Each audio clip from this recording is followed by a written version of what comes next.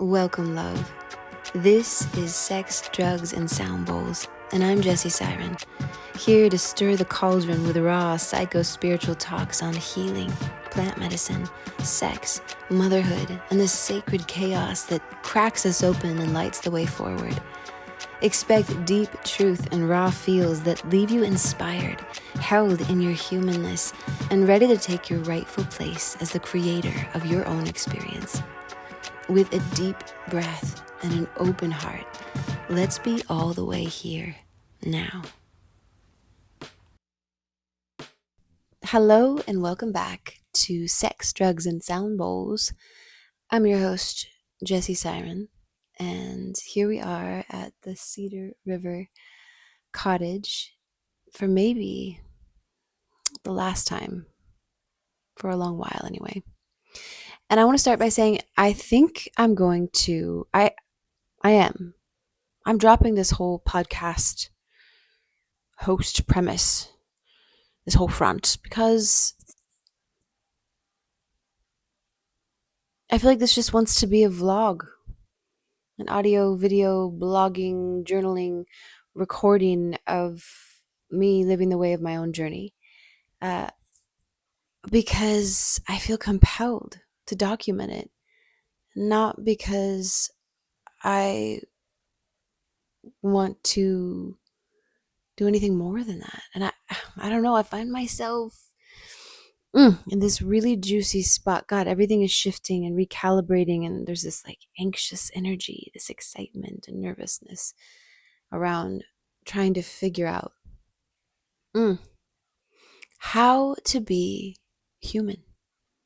I feel like I've been pretending my whole life, like I am human, this is how we human, this is what we wear, this is how we do our makeup, this is how we show up in service in the world, this is how we bypass the inner knowing and the language of the body and our own needs and our own authentic expression to show up and feed the fucking beast. And I don't want to feed the beast anymore, because I could feel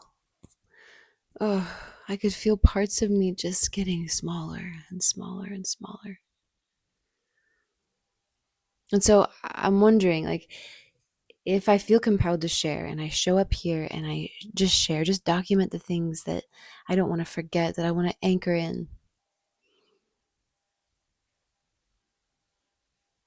And I really nourish, feed the roots of this authentic expression in just that way. I wonder what will come of it. And so here I am.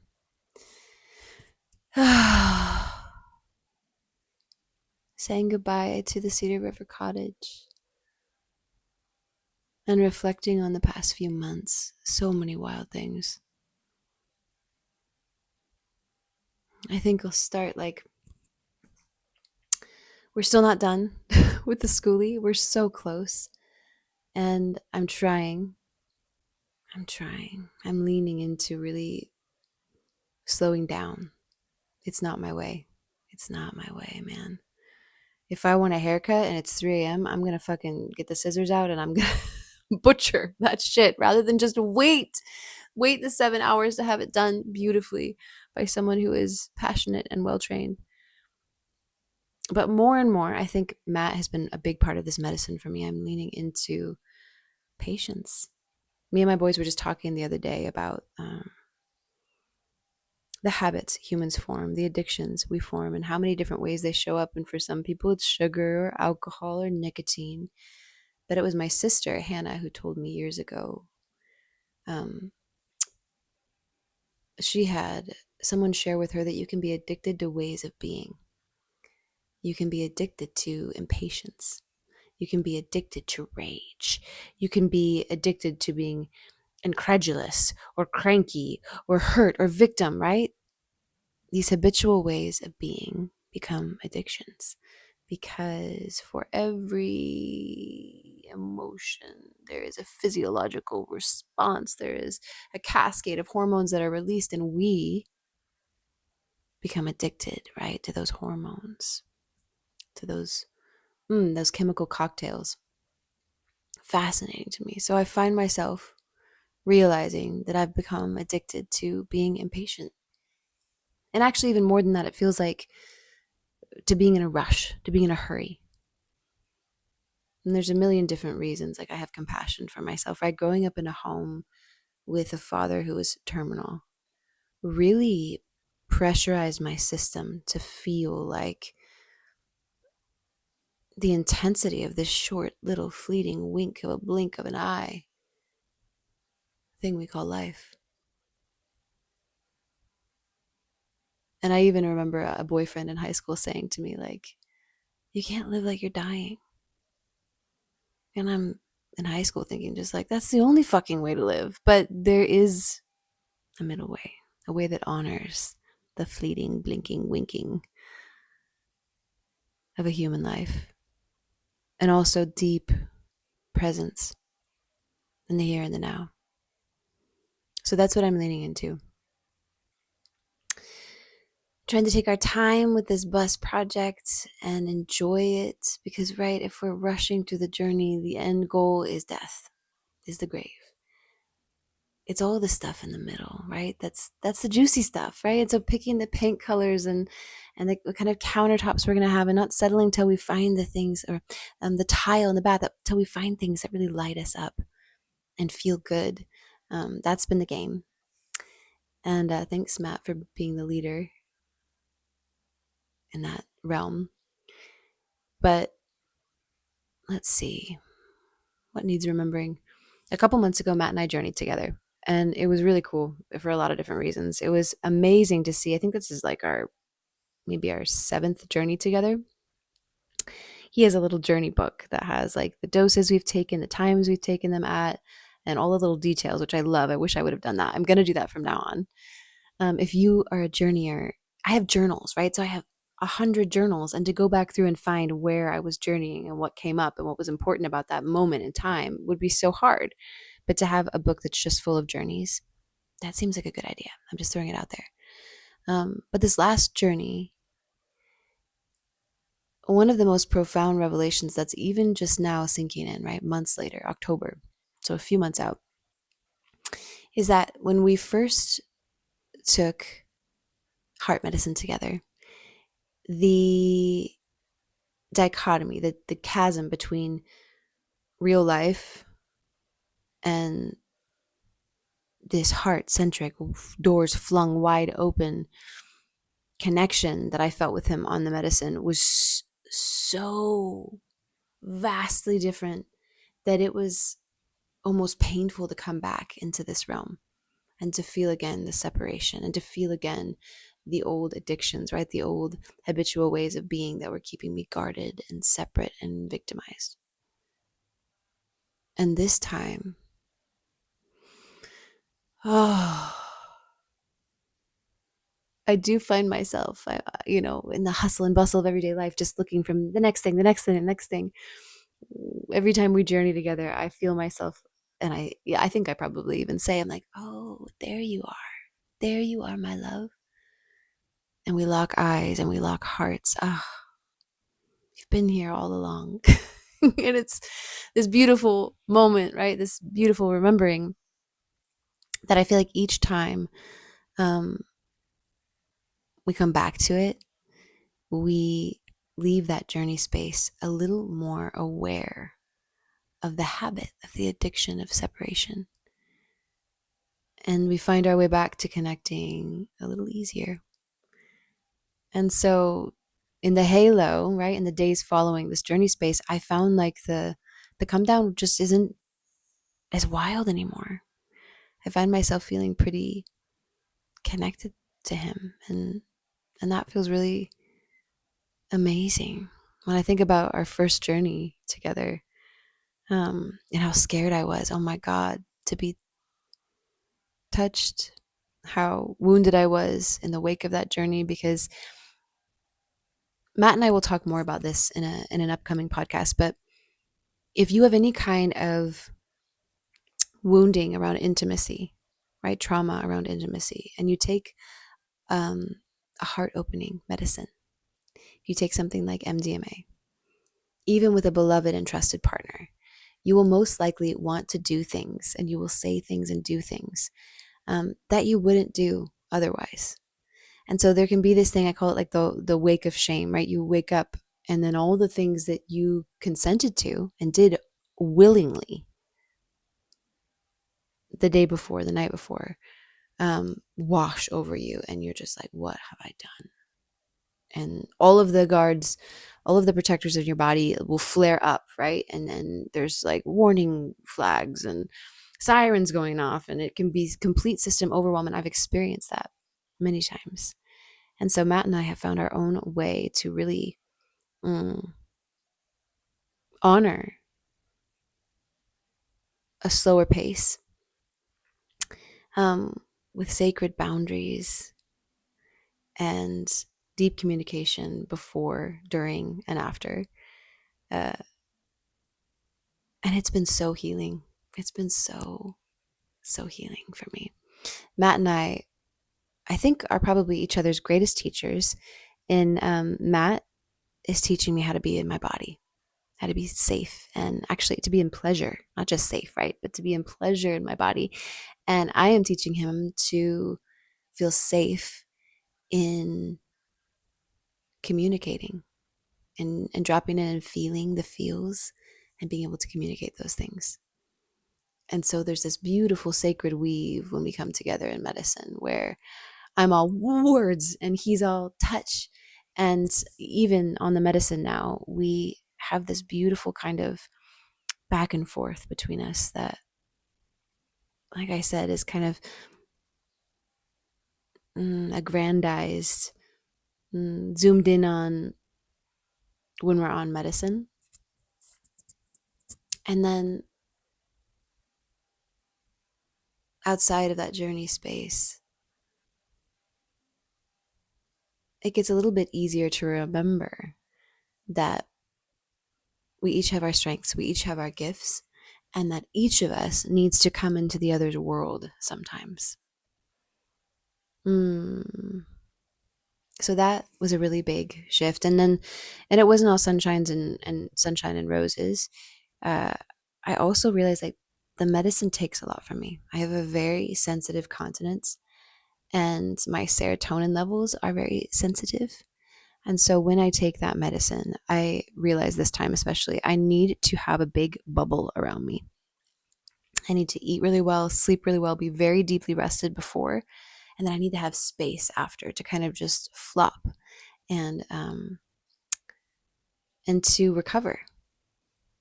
And so that is something I'm taking with me from this journey, because I was just like so wiped out. I was so wiped out. And then I hit the ground running, right? Road trips and holding space. And so documenting that here, anchoring that in here. Self-care is so important. It's such an important part of the preparation. It's such an important part of the integration. And for some of us, it's more hands-on than others. Matt's pretty like fucking resilient. He just feels great all the time. But he is the sun, right? He is my constant, and I am the moon, many phases. And I've come to honor that in myself, and need to take that knowing, right, and move it into right action. Other big things that are coming through right now. I was laughing because even as I just was like picking up here at the cottage, I was like, oh my God, here's another way the universe is showing me that it wants to provide for me beyond my wildest imagination. And oftentimes, not in any kind of way that I assumed it would come through. Example, this cottage. We are almost through with this schooly bus build, and we'll be living in this, like, oh my God, my fucking dream home. tiny version dream home. And cruising around, seeing all the beautiful things, being together, living a simple life. And we've been Airbnb-ing this cottage out, and it's been a lot of work. I didn't realize that being an Airbnb host would mean that I would also be like deep into communications, right? Constantly back and forth with people I don't know. I would also be a full-time house cleaner, keeper. And I've seen some weird things, folks, some things I can't unsee here at this Airbnb. What, like somebody got an oil pastel, and there was oil pastel scribbled all over the cupboards And the walls, I mean, yeah, how does that happen? Brown and like we don't know what that brown stuff is all over the sheets, all over the wall. We don't know what that is. We'll never know. Um, so I've seen a lot of shit and I didn't want to be Airbnb it out and I didn't want to give 30% away to a manager. So I thought, what if we do midterm rentals? And that's what we were going to do is rent the cottage out for just, 3 to 6 month stints. And that's kind of what I was locked into. And someone reached out. I posted something on Facebook saying, we're going to do midterm rentals. Let me know if you know anyone who would be a good fit for the cottage. And almost immediately, I had a woman reach out to me. And she was like, I've got a dog and I'm looking for at least a year. And I immediately reached out and was like, no. Um, Kindly. Like, wow, you sound like an amazing human, but that doesn't sound like a good fit. We're not looking for long-term rentals right now or leasing. A few months goes by and I start to like really start to think like, well, that could be kind of amazing. That takes the wonder out of will we have anybody book this month or the next 3 months or the next 6 months. That takes the house cleaning bit out. That takes the fretting over how people are treating this space out, right? Because Airbnb, guys, you don't know. I mean, people treat it like a hotel, really. So I met up with this woman and she was a fucking dream come true. She was like a real life fairy woman, just the sweetest energy, and runs a cute little boutique, I think, garden shop, and was just the perfect match for this cottage. And so the more I talked to her, the more like spacious I started to feel about it. Like this could be incredible. I felt, you meet people and you just feel like a camaraderie, a trust, a knowingness, and I felt that with her. And so I want to stop, pause, and thank the universe. Thank you. I didn't know what was best for me, but you did. So she'll be moving in December. And for the next year to 5 years, depending on how life on the schoolie goes, she'll be our the steward of this beautiful cottage and land. So I'm feeling grateful about that. And then what was the other thing? Oh, I remember before I held space for the Ashes to Wildflowers retreat this summer, which was so beautiful, by the way. Wow. Wow, wow, wow. Telling Matt, I had a pretty epic mushroom journey a couple years ago, and it was, blast off unity consciousness. Will I ever find my way back to planet Earth kind of experience? And it's taken me the past couple of years to integrate it. So I've had a very strong aversion to taking any mushrooms, any microdose, anything at all. And not like a bad way, but I just knew I was still metabolizing this experience. But all of a sudden, 2 years has gone by, and I was like, I think I'm being called for another experience. I think I'm ready for it. And I go and hold space, and there's conversations with my sweet friends, Kate and Angela, about just like wanting to lean more into being held myself, wanting to experience more retreats. And then the retreat comes and goes, and Kate and I meet up, and we're sitting on the river. And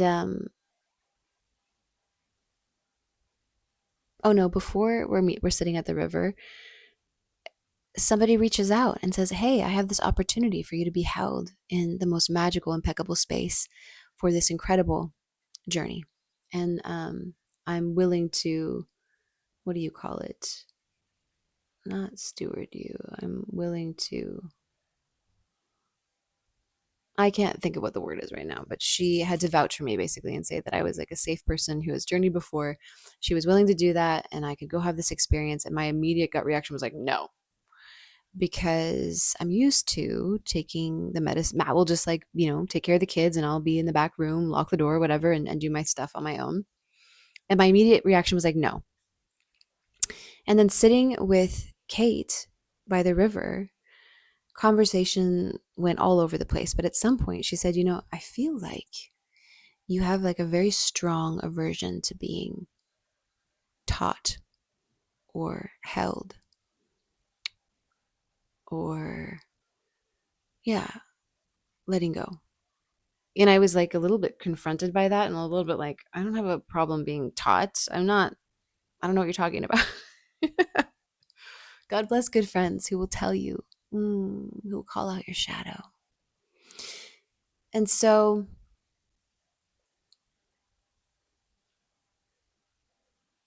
her words kind of just kept replaying in my mind. And at that same conversation, she was like, okay, I told her about this experience, this invitation into the journey. And I was like, I'm not doing it. And she was like, okay, well, how about this? How about if we see 3 squirrels? Then we know the universe is telling us we need to do this journey. She was considering doing it as well. And I felt inside of me like, I feel like that's like kind of like cornering the universe, like I'm more of a person who's like, show me, universe, give me a sign that I'm supposed to do this. So in my head, I'm kind of like, just show me, universe, that I'm supposed to do this thing. And she's like, 3 squirrels. And I'm like, okay, 3 squirrels. The next day comes and goes. I don't even think about the squirrels. I don't know if I saw a squirrel or not. I have no idea. The day following that, Matt and I go out for our morning breath work by the river, and we're sitting there with our eyes closed, breathing, and then we flutter them open and we see across the way a very vigorous squirrel running up and down the bank on the opposite side of the river. And we're like, wow, look at that little squirrel. What's he doing? And then all of a sudden we hear a giant splash, and this squirrel, like acrobatically, has propelled itself into the river.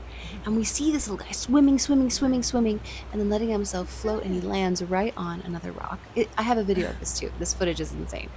And then he jumps off the rock, and he jumps up and scrambles up the rocky ledge and sprints past Matt and I. And I'm still not getting it here. But I send this video to Kate, and she's like, oh, well, there's your squirrel. And then, spaghetti brain, I'm having my own experience. This might not make sense to you, but I got in that moment, like, how hilarious, what a cheeky little wink from the universe. You want squirrels, I'll give you fucking squirrels.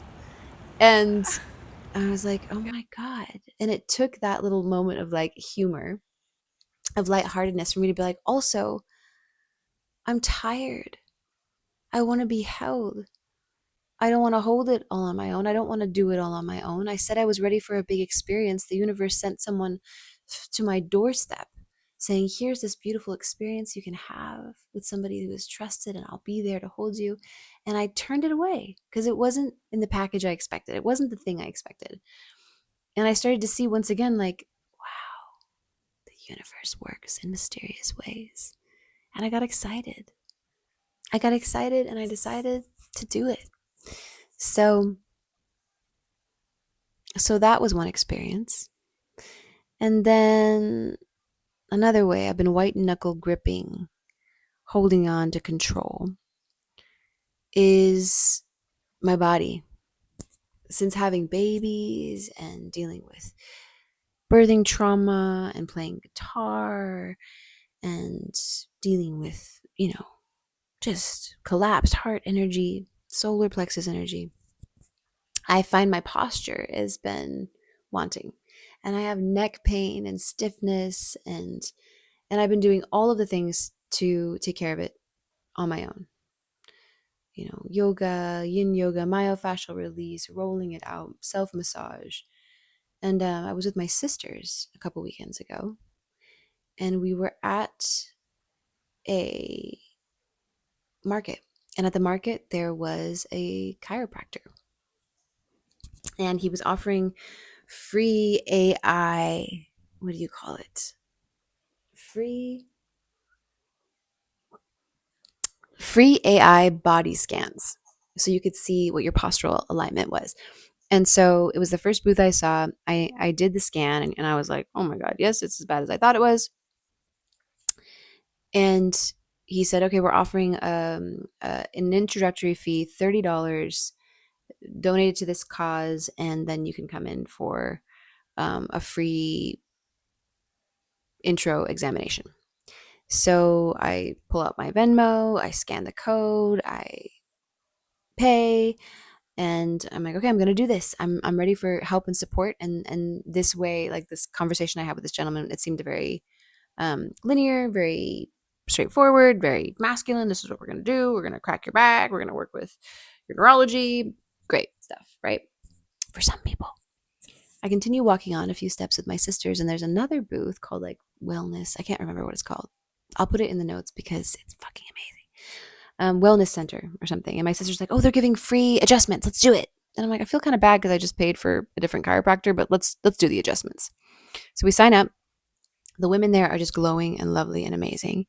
And I lay down on the table for my adjustment. And within like 2 minutes, she has me crying. And she has my whole body just softening and shifting with the most tender and intentional and powerful touch I may have ever experienced in my life. And she didn't call herself an energy work. I don't think she really called herself. I think it's still chiropractic. But my experience of it was so much more than just somatic. It was a spiritual and emotional, um, energetic release. And so I was like, okay. And money is tight right now. We are finishing up our bus, which means neither of us is working, right? I homeschool my children. I'm taking care of them full time. I'm making all the meals, cleaning up the meals, teaching them, schooling them. Matt's working on the bus. And so spending this money to care for myself already felt uncomfortable. And but it felt so good. It felt so right. It felt so aligned. I did it. So I paid. They were having an introductory deal as well. So I signed up for that. And I was like, well, maybe I'll just go to, both appointments and, I don't know. I don't want to waste the money. And I get into the car and I open my phone, open the internet, and I see that the Venmo for the other appointment hasn't gone through. I have no idea why it didn't go through. That's never happened to me before. So I called and canceled that appointment, and I've been working um, with Winters. Her name is Winters, and having the most magical, experience with this tender and very feminine kind of way of inviting a remembering, a realigning back into the body. And I remember, I think the second or third time I was laying on that table with my face down. I wish I had my notes.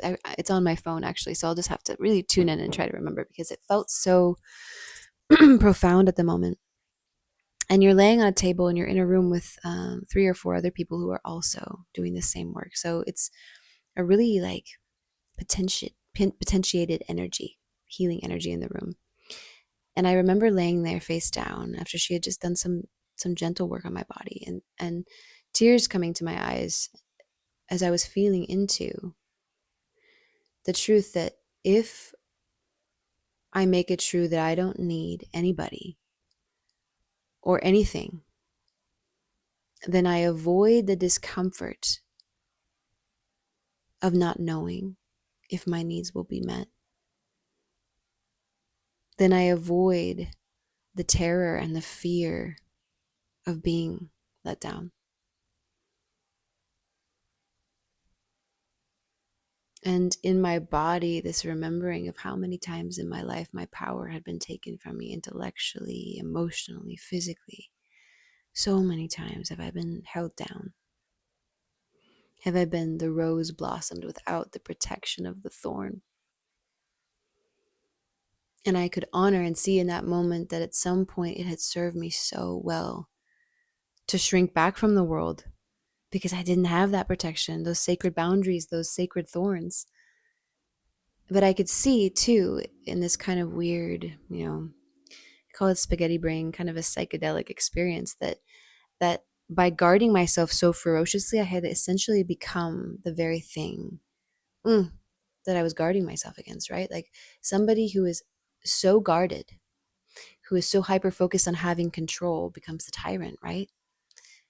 And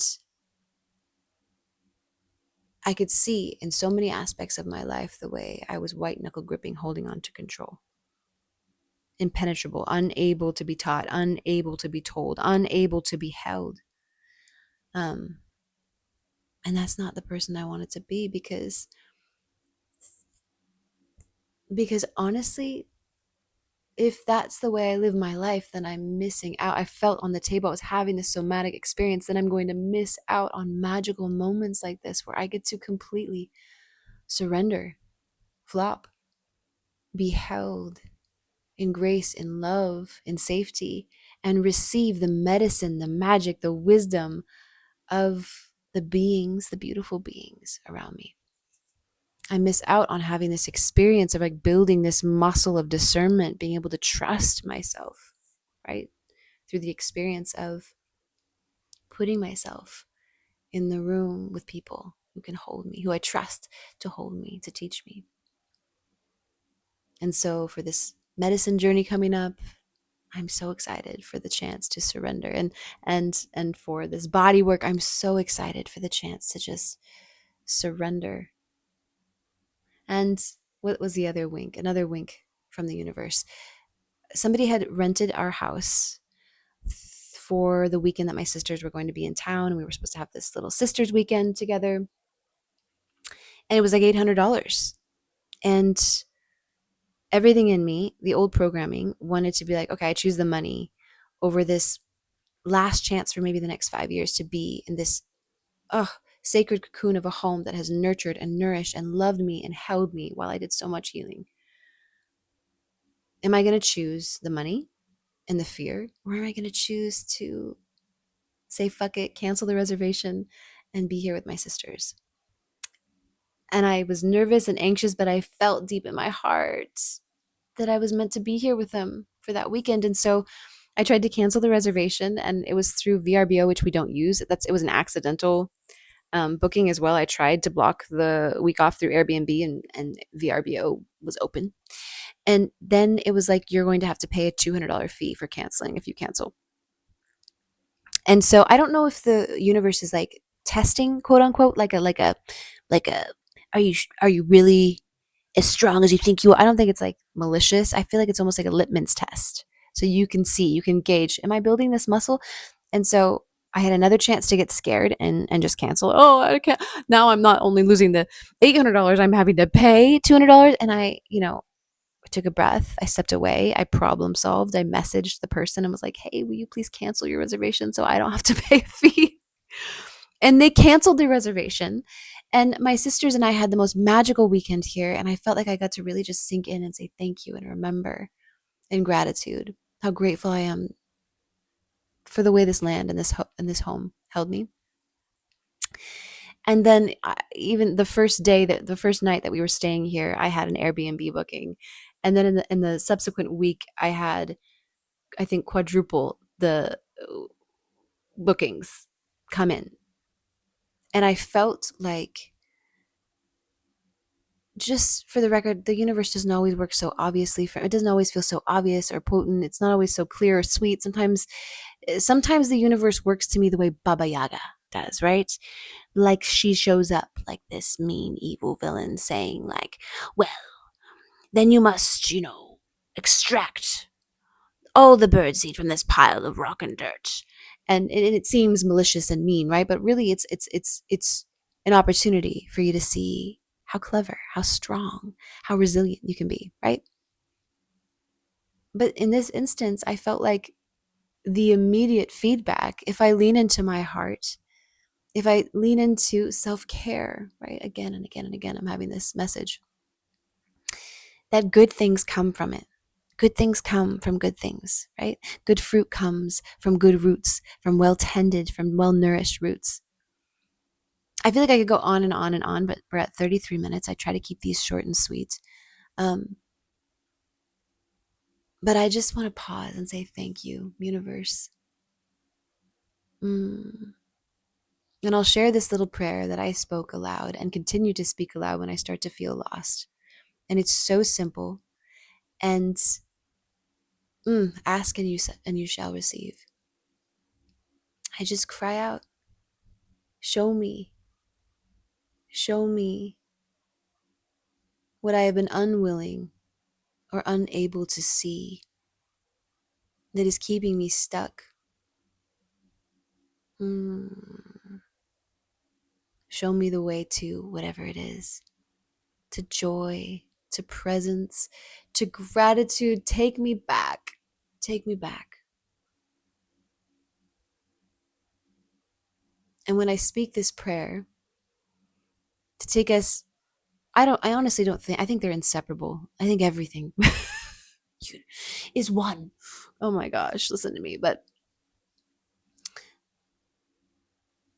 the brain is wired such that, like, if you say, I'm so excited to get a black SUV. I really want a black SUV. You're going to start seeing black SUVs everywhere. So when I call these words out loud with intention, and all my body and my heart and my mind are wrapped up in that prayer, my mind is going to work its powers, its superpowers, and start to bring into my focus the very thing that I'm calling out. And it is magic, and it is woo, and it is universe, and it's also physiology, right? It's also psychology. It's so magical being human. Remember, I say this so I can remember it. It's working its way into me deeper and deeper every time I say it. So here I go again. Your story, your healing, they matter more than you know. In every act of self-love, no matter how small, right?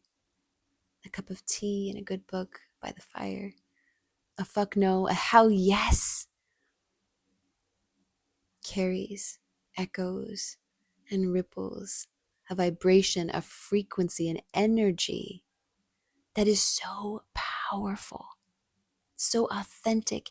It cannot help but change everything and everyone it comes into contact with. Love yourself. Love yourself. Forget about what everybody else is doing, right or wrong. Turn off the news. Tune in. Love yourself. Change the world. This podcast is here to share stories and spark curiosity, not to replace professional advice. Before diving into any psychedelics or practices we talk about here, check in with your own deep knowing, your healthcare provider, and know your local laws. Anchor in your own truth before reaching out for anything or anyone. That is the real power. And one more thing, I make this show just for you. If you're loving it, drop me a comment or review on Spotify, iTunes, or YouTube. Let me know I should keep showing up. Grateful to be here with you.